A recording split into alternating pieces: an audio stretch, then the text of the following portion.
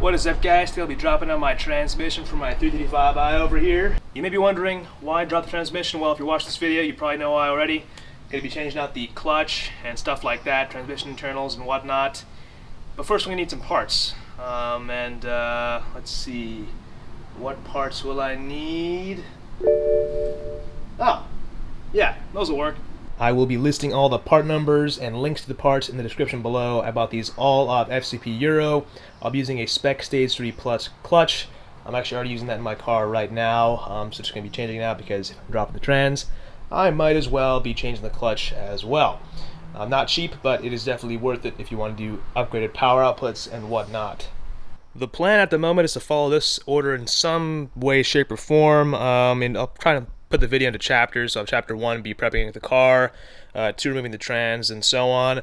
But the first step is to prep the car, of course, which means dropping the exhaust and disconnecting the drive shaft. The first thing we're going to want to do is lift the car in the air as high as possible off the ground on some good old jack stands. I'm going to get to that right now. If your car is lower like mine, you might need to use 2 jacks, one on the side first and front and rear, of course. And we should be all set to start working on the car and taking things apart. And just like that, the car is magically in the air.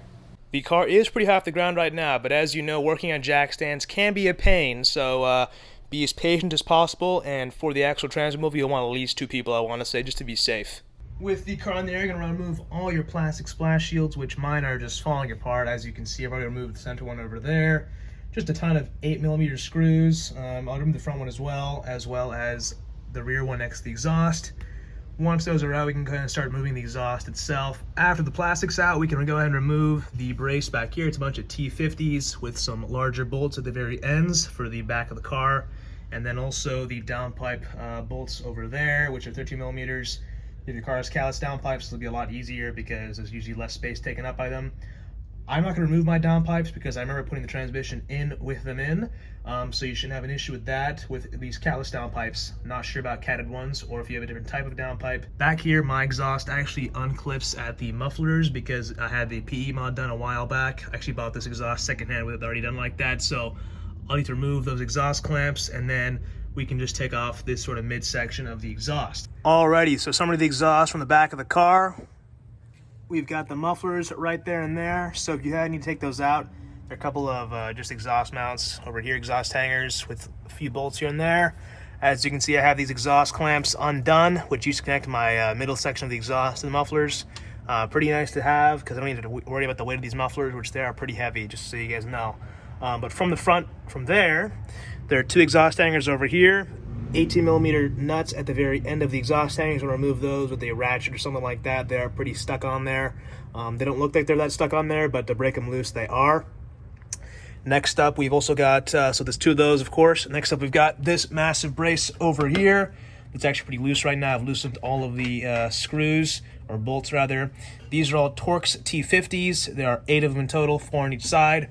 Then, of course, there are 18mm on the side of that same brace, also very loose in my case over here. I haven't removed these yet because, first of all, I wanted to show you guys, and also the exhaust is basically resting on it right now.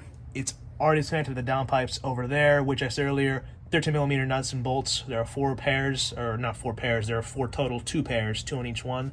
And yeah, at that point, you can go and remove the exhaust.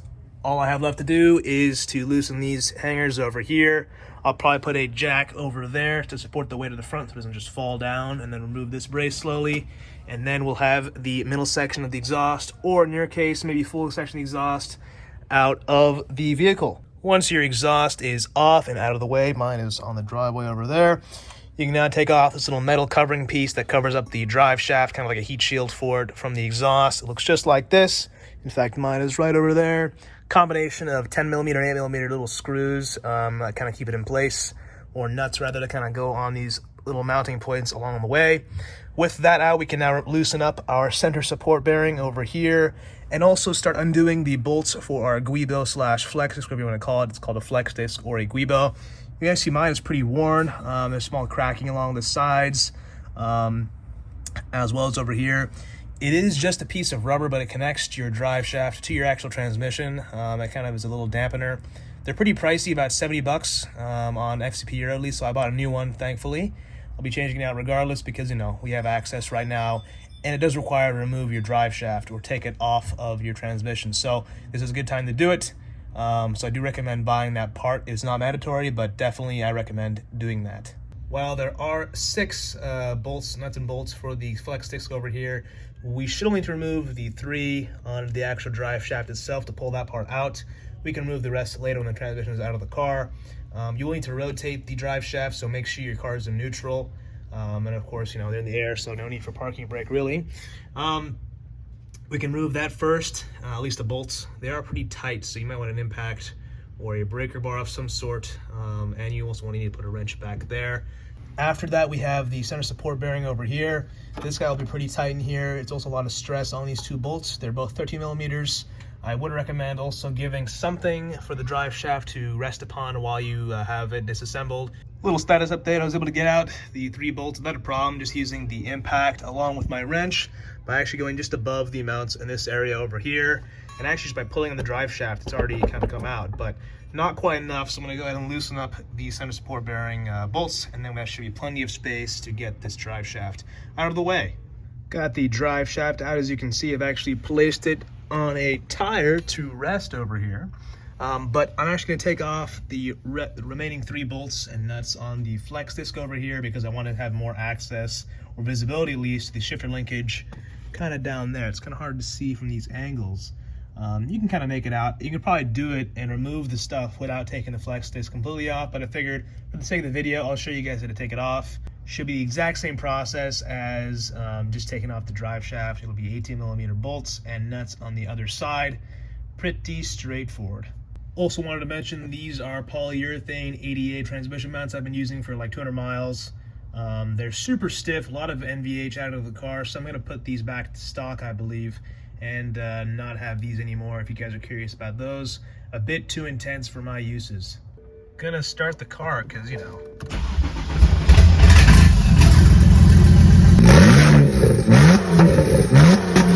Next up will be to remove the shifter linkage from below the car, but first let's take out the shifter knob and also the shift boot, because if we don't do it now, it'll be very difficult to take it out later when the whole thing is all sloppy. Wash my hands just for the occasion, kind of. Let's not worry about that. Can't quite do this with one hand, but let me show you guys if I can. Oh, there we go. Got the shift knob off. Okay, now we can take the shift boot out, which simply sort of unclips like that. Put that over here, and then this whole foam piece can also come right on out. It's not needed to be in the car right now.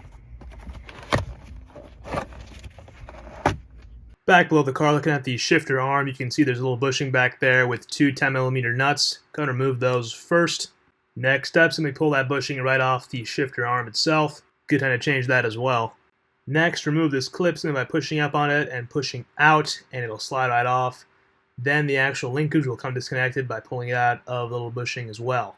You can see the linkage hanging out right here in this little clip. It's hanging down on the actual output shaft. Next up, there are also 2 more clips on the very edges of the shifter arm. You can kind of see them toward these sides. I'm about to pull up on it from the side over there and simply push outward. You'll need a screwdriver, like a flathead or something, just because it's pretty tight on there, so no worries if you can't do it by hand. You can see here I've lifted those aluminum clips out of place, and now you can simply pull on them and pull them out of the shifter arm.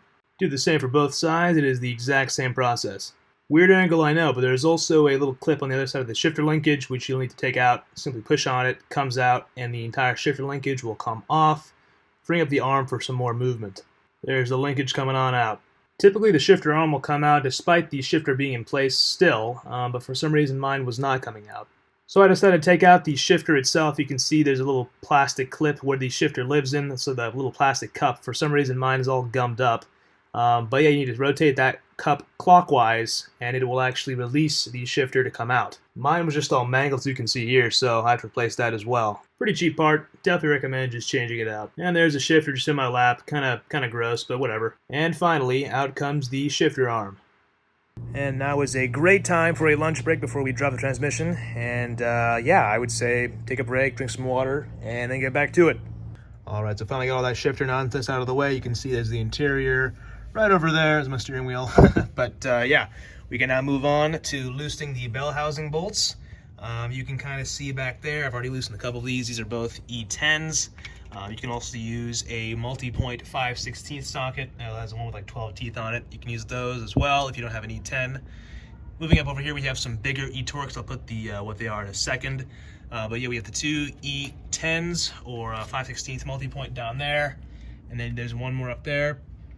And there's some more all the way around. I'll put a little diagram in a minute that shows you where all the bolts are.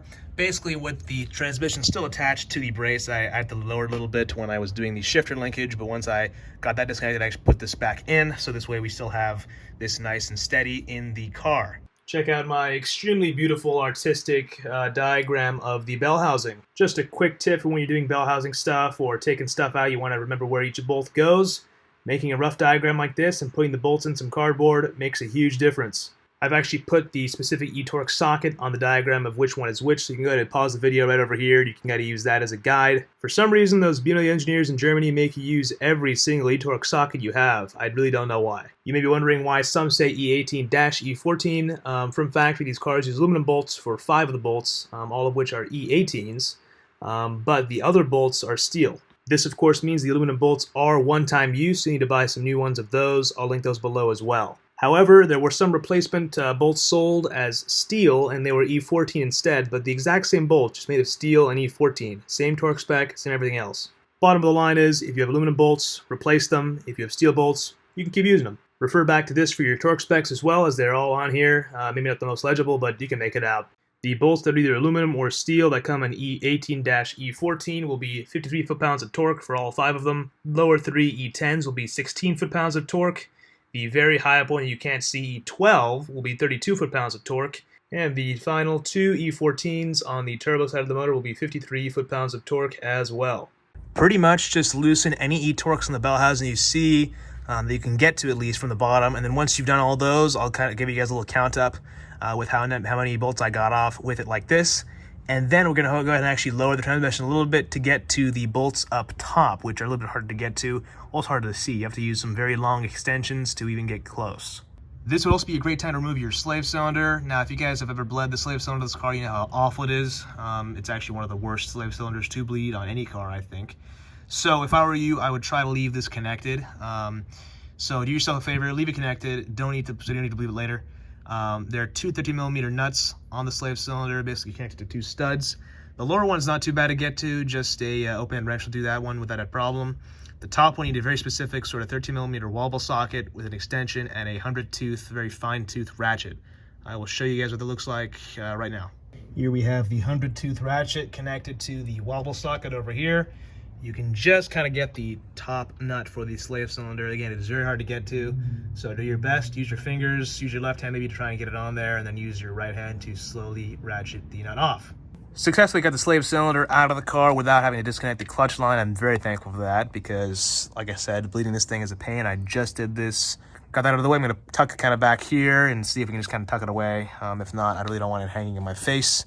So I think over here should be good enough. Looks like it's going back there just fine, out of the way. Now I put the nuts back on the actual studs. Sorry, my camera's a little blurry right now because of the lighting. But yeah, I put those back on there just so I don't lose them. Now I can move on. You can see up there, I believe there's an E18 right over there. And there's also a few more E18s on this side of the trans. While we're down here, might as well remove our reverse connector. Simply push down on the little pin over here and it'll simply pop on right off. Also, while we're kind of preparing the transmission for removal, let's take out these little brackets over here. My car is a 8mm over here and a 13mm over here. These are brackets for our lower splash shields, which are currently not in the car right now. So we'll take those off and have those out of our hair. So this way we have better access to the whole transmission coming out. All right, guys, I'm a mess right now, as you can see.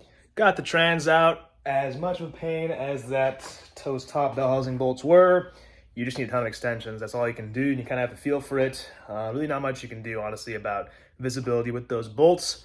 All I can suggest is lower the transmission a little bit, take it off the bracket for the mounts, or remove that bracket from the car. The 413mm bolts, you guys know what I'm talking about.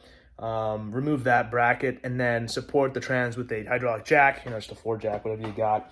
And you'll have a better chance at reaching those bolts, at least with some few extensions. You can see just about every bolt from the bottom of the car except for one. And that one is the cursed E12 right over here. So the only way of seeing this one is by actually taking your intake manifold off at the top of the car and you can kind of see it from behind that area. There's a pretty open space there. You can make it out. But the way I did it was just by using extensions and kind of going by feel. I kind of knew where it was from the last time I did this, so it was a little bit easier. But if you guys are having a hard time, take the intake manifold off, and you'll save yourself a bit of a hassle. For the E18s, I used a 1/2-inch drive breaker bar with a 1/2-inch drive ratchet, kind of go back and forth. And then for the other bolts, I used just a 3/8-inch drive ratchet with a bunch of 3/8-inch drive extensions. Basically, every extension I could find in my garage, I used all of those. Do yourself a favor and buy the longest 3/8-inch drive extension you could find at your nearest hardware store. For some more perspective, here's the top of the trans. You can see that's where the E12 goes. You really can't see that at all from the bottom of the car. The two E14s over here. This one is just visible enough to get it out, but not that E12. With the light on below the car, you can kind of imagine how that E12 would be visible from just around over here with this guy out of the way. For reinstallation, if you take this top intake off for the rear turbo, it actually makes it much easier to reach your hand around from the front of the car through that little hole over there, and you can actually thread the first bolt in the E12 in by hand. I didn't actually record myself taking the trans out of the car, mainly because it wasn't the safest way of doing it. I had a jack kind of at the back of the transmission around over here, and then I kind of just used my arms and pulled back on this area of the transmission over here from below the car, and as it came off of the engine, I just kind of grabbed it and lowered it slowly to the ground. Ideally, you would have two people or use a transmission jack, but I didn't have either, so I was kind of left to my own devices. Again, for safety reasons, not recommended, but that is what I did. Alrighty, everyone, it is now day 2, which means it's time to take off the pressure plate and clutch, potentially flywheel as well, to check out a rear main seal. I have all the new parts for the rear main seal. It's quite a process, to be honest. I'm not sure if it's necessary. Some say it's good to do rear main seal when you're kind of in the area. Trend's already off, but with the N54, N55, 52, all the same engine family, it is quite an ordeal. Alrighty guys, so now for a clutch and pressure plate disassembly, as well as the flywheel, we have, at least on my car, with my Spec pressure plate, I have 6mm Allens all the way around the pressure plate here. Take those off, get the pressure plate, and then the clutch off. My setup also has 6 screws on the pressure plate, so yours might be a little bit different, although I believe it's the same regardless. Again, I have a Spec Stage 3 Plus clutch and pressure plate setup, and I also have a Spec billet steel flywheel, so it's going to be a little different than what you guys have, depending on your situation, but it should be pretty similar at this point. Just got the clutch off the flywheel with the pressure plate and all, and I see this, and I'm like, oh, what? Why is there a, then I look at the clutch, and yeah, that's just stuff everywhere. In fact, there's a part of the spring jammed in the pressure plate, so no wonder. To take your flywheel off, there are going to be 6 or 8 bolts, depending on your model year. I think in 2009 or 08, late 08, they changed the bolt pattern from 8 to 6. Mine is the 6-bolt flywheel, as you guys can see here. They use the exact same T60 torque screws. They're pretty highly torqued in there. I just basically stuck a screwdriver in this area over here, just make sure you don't damage the flywheel, obviously. They use my impact gun with the T60 bit, and all the bolts came out no problem. They're pretty tough in there, so keep that in mind. Here's one of the bolts over here. You will want to buy a new set of 6, as you should not reuse these twice, because they are flywheel bolts, and if they come loose, that's a big problem.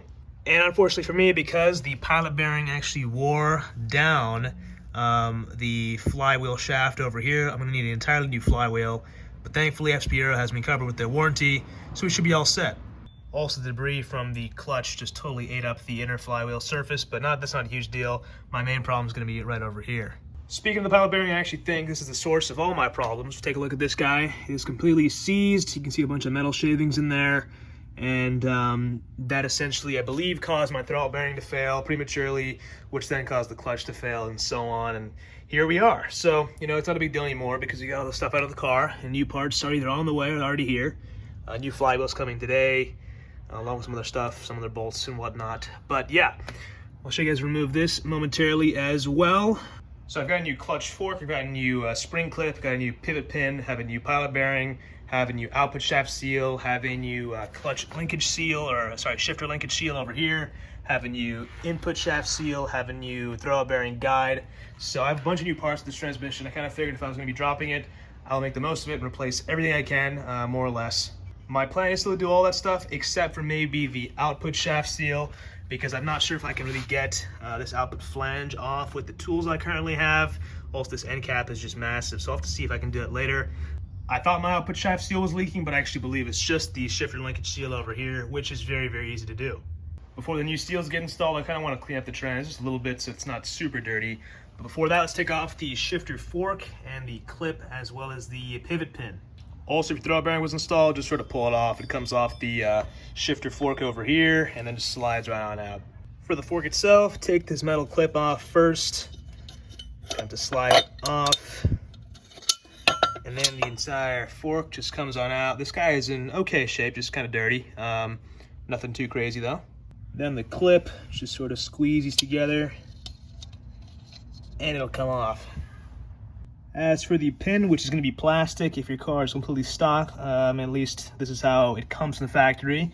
You can either pull it up from the front or at the back of the trans around over here. You can kind of see down there is a spot to punch a screwdriver through and just punch that piece out. So I'm going to go ahead and punch that from the back, and then the whole pin should just pop right out. Had to use a mallet with the screwdriver to tap it out real quick, but only one tap was required to take the pin out. The pin is made of plastic, kind of wears down over time, so definitely recommend changing it out whenever you take the transmission off. Now, word about brass pivot pins. Do not use a brass pivot pin as they will kind of deform just as fast, if not faster, than the plastic ones. What I have done is bought a steel one that the E31 8 series uses. Now, this will still fit my 3 series and kind of most BMWs from then to now, even before that. But yeah, definitely recommend a steel pivot pin. It's going to be stronger than a brass or a plastic one. One more thing before we actually wash the trans, I'm going to tape up the trigger sensor for the reverse, and we should be all set to start washing. Just use some water and some purple power or some Zep purple cleaner you see here with some Home Depot brushes, and we got the trans pretty clean. Better than before at least, which is all I was looking for. By no means this is perfect, but it sure as hell is a lot better than before. Not as black anymore. Also, the inside is not perfect either, but it is also not black anymore. Just sort of with stuff kind of in some other areas. We're going to soon wire brush. This guy, when it all dries out, we'll wire brush the input shaft of the trans so it's not corroded or anything like that. And then at the back, I'm also going to wire wheel the output shaft flange. It is quite, it's not even rusty, it's all just surface rust, but might as well get it off while we're back here. Alrighty, time to do the shifter linkage seal at the very back of the transmission over here. You can kind of see where it's leaking out the bottom there. We have to take this guy off first though. There is a small rod in the middle of this piece holding it to the actual shifter itself. First you have to take off this metal ring, which there's a small crack over here. You can kind of pry off slowly, then we can make our way off and then take that little dowel out, then pull this piece off.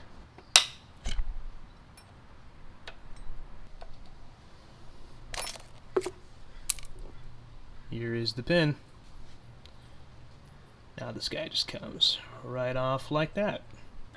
Alright, to get the old seal out, I'm going to poke it with a flathead screwdriver, this tiny one over here, and see if I can get it out of there.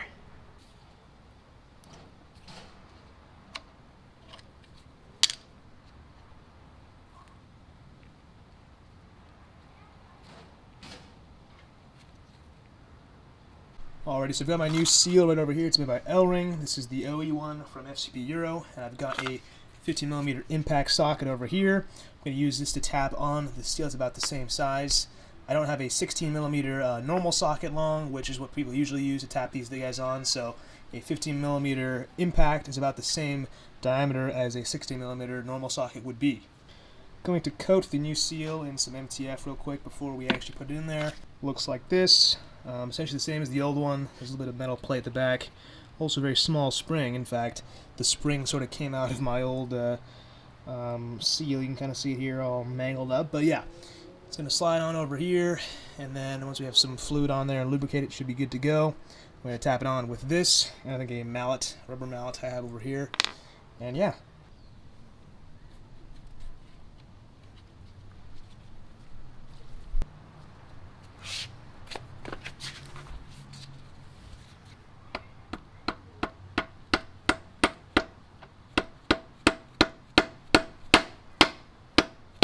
And check that out, the new seal is fully installed. Take a nice good look at the seal and we can move on to other seals and the trans and put this back together first, of course. There should be a film piece inside of the selector rod joint you can see in this picture in the top right corner. A lot of the times this film piece disintegrates or is missing altogether. Link will be down below, and it's only about $3. And surprisingly, it actually makes a pretty big difference in the shifter feel by having that foam piece installed.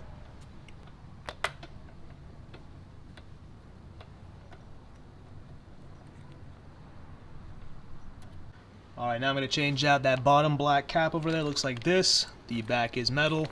Here's the part number. Not gonna lie, not exactly sure what this covers, but it's some sort of oil seal, so I figured I might as well change it out. It just says cover seal if you look up the part number online. Not exactly specific, so I'm just going to basically poke it open and then pull it out with a screwdriver. This one should not be as hard as the last one.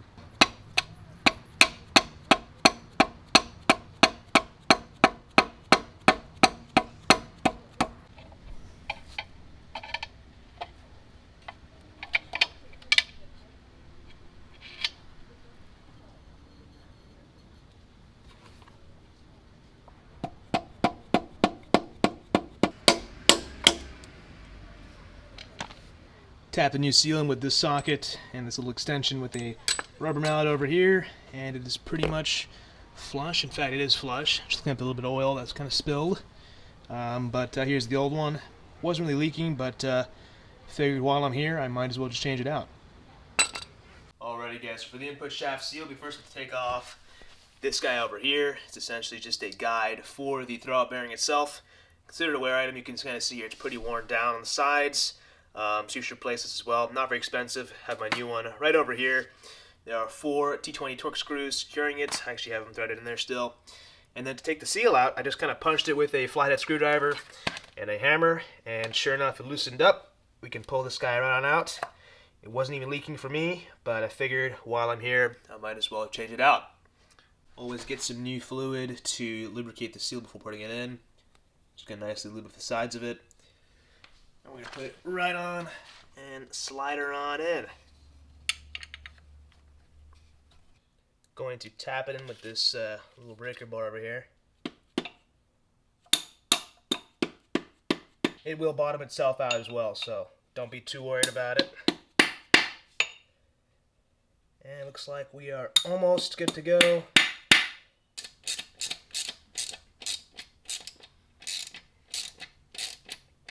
Alrighty, so new input shaft seal, new guide. Now it's time to do the infamous pilot bearing.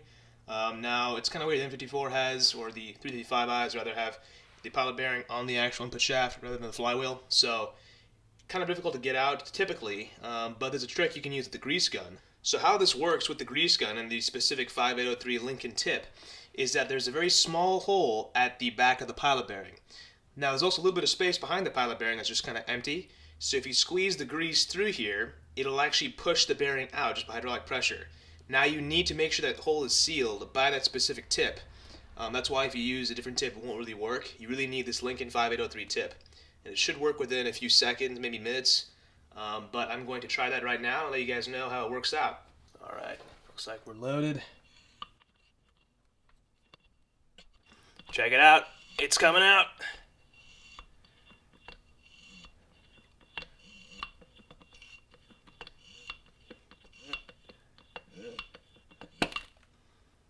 There we go. Come on out of there. Alright, now to install the new pilot bearing. You can see it's at a little bit of an angle right now, which is not what we want. I'm going to use this guy, a little jag pad, and use a hammer and try and get that guy in there.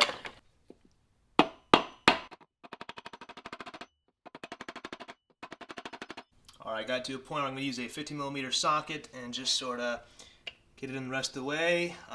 It is going to be countersunk, so it'll be a little bit beyond the edge of the input shaft. So the 50mm should be good enough for that. Might go one size down if not. And that looks to be almost there. I'm going to need a little bit more. I think that should be good though. And it's bottomed out, which is what we want to happen. Okay, so just got the pilot bearing fully installed all the way. Also put my little pivot pin over there. It's a steel one from the E31 8 series. Kind of funny how the 8 series is a steel pivot pin, but the other BMWs have a plastic one. So swap that for that one. Should be much stronger for the future. And then now we're going to be ready to put on our new shifter fork and our shifter clip. So I bought new ones of those. You don't need those, but I figured because I'm in here, why not? Here's my new fork over here. Wasn't too expensive, and the new clip over here. Also want to mention, put a very thin, very thin coat of grease on the shaft over there, not the splines, only the shaft portion, and also on the pivot pin.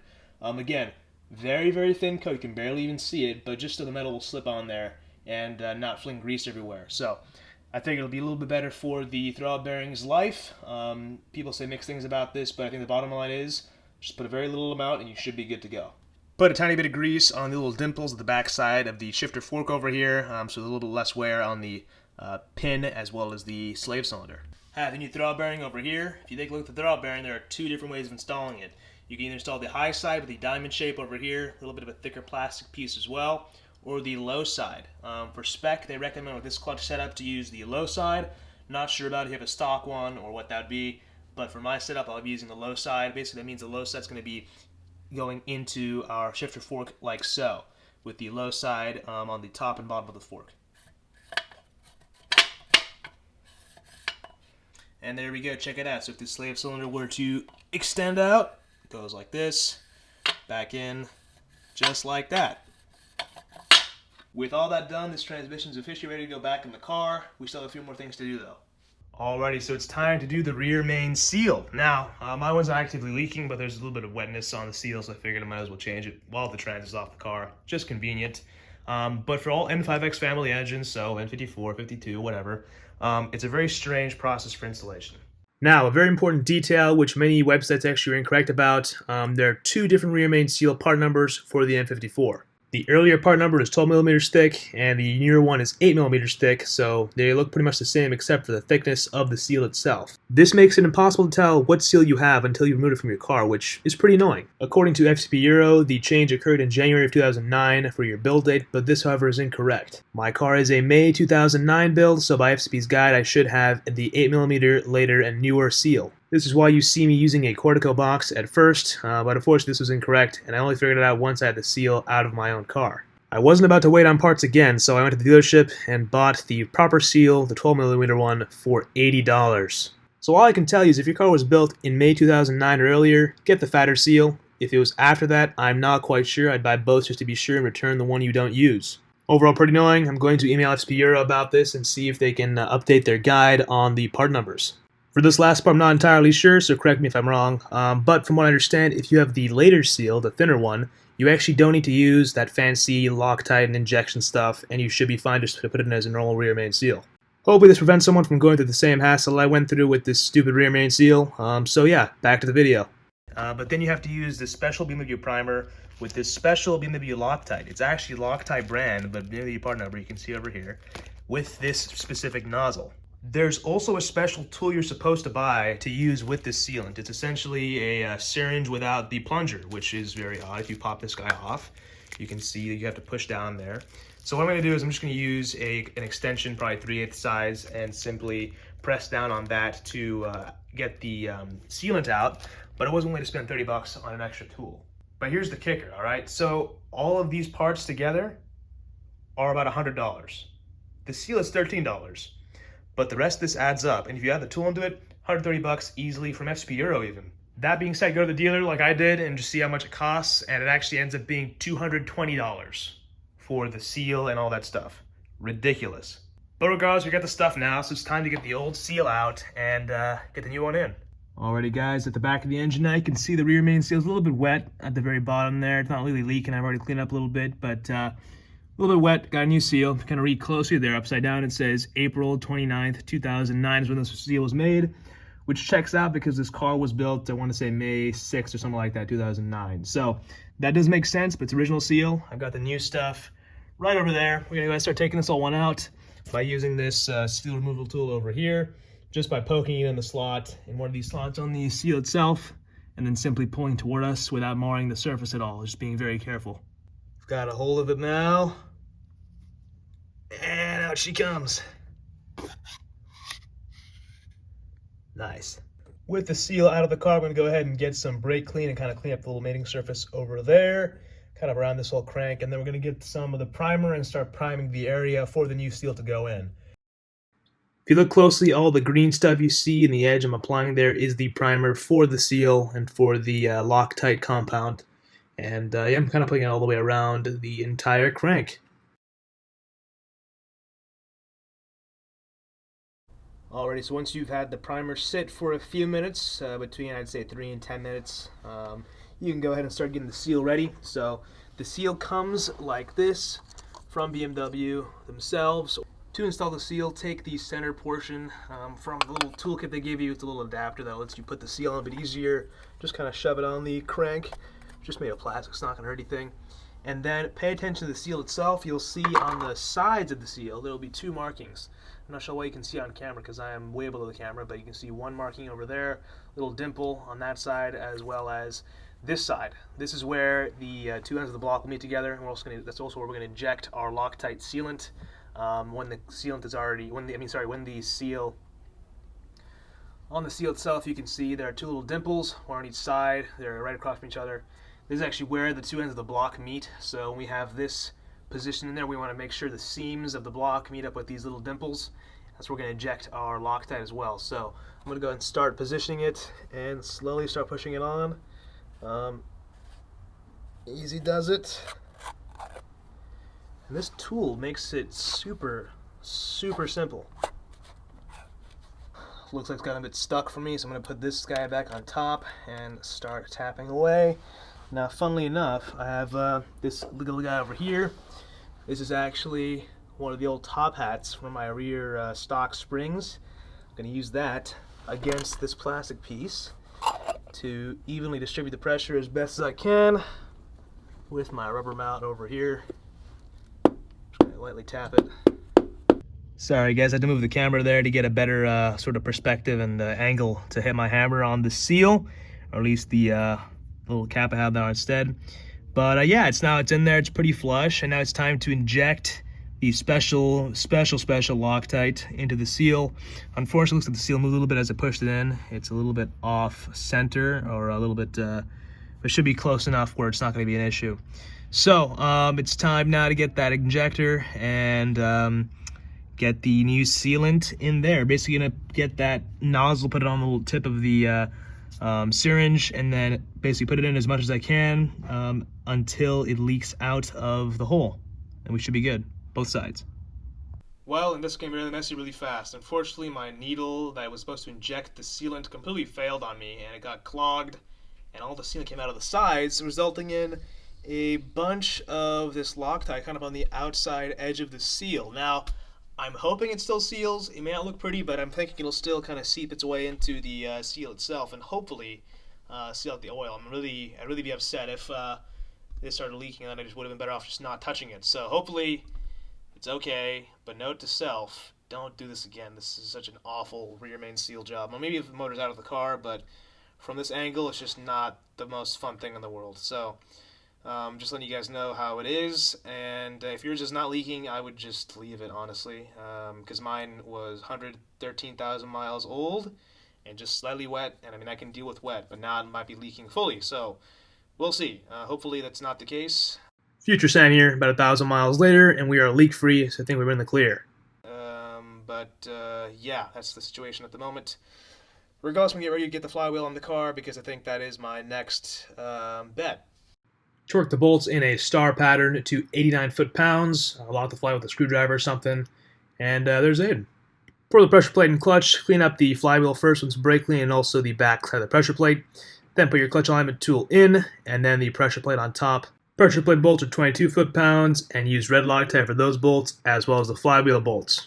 To reinstall the trans, we now have a trans jack. However, the one from Harbor Freight does not fit up below the car. So what we have to do is put the trans below the car first by putting it onto the cardboard and dragging it, and then jacking it up onto the trans jack afterwards, which was pretty complicated, but we figured it out. Kind of hard to see, but you can see the jack at the front of the trans and jack at the back, and the trans jack we're about to slide right below. As we put the trans back on, I unfortunately knocked over the tripod and didn't realize until the trans was back on the car, and I wasn't about to take the trans back off just to show you guys, but it is pretty straightforward once it is on the trans jack and ready to go back on. As long as the splines of the trans made up with the splines of the clutch, you're all set. You can rotate the output flange of the transmission to kind of align them better if you'd like. Also, playing with the angles of the engine and the trans themselves really does help with the process as well. You can do this with either the trans jack or actually jacking up the front of the motor with the oil pan with the 2x4 and kind of angling the front of it upwards so the back of the motor leans down. It gives you a little bit more space. As I briefly mentioned earlier, if you take the intakes off the car, you can kind of reach down below where the bell housing meets the back of the motor and hand tighten at least the first or the top two bell housing bolts. Does make things a bit easier, and then you can go ahead and tighten them later on with a ratchet from the back and some extensions. From this point on, it was pretty simple. Put the trans mallet back on, and then the drive shaft. You can place your flex disc if you like at this time, and all the heat shielding back on, exhaust back on, and she was more or less ready to start. This is also a great time to replace and refresh a lot of your shifter stuff, shifter bushing, shifter cup, whatever you can. Makes the shifter a lot tighter in the end, which is definitely worth it. Also, very important to remember, you have a break-in period for your new clutch. If you replace that, also if you replace your flywheel, you'll have a break-in period. For my case, with the Spec stuff, it was about 500 miles of typical driving, so I kind of daily drove the car for about 500 miles, and then I was good to go. But this may vary for what you have and what your setup may be. I was driving this car for about 1,000 miles after I did this trans refresh, and it's been running great. The trans felt fantastic, doing a lot of nice canyon runs after the break-in period was over. And of course, the BMW was a BMW, and it blew a turbo. So, that will be the next major video on this car for the channel. Anyways, I hope this video was helpful for you guys, putting your trans back on or diagnosing a certain issue. Leave a like if this video helped you out, I really would appreciate it. And consider subscribing for more DIYs like this on AMGs, BMWs, and whatnot. And expect a DIY for new turbos coming very soon.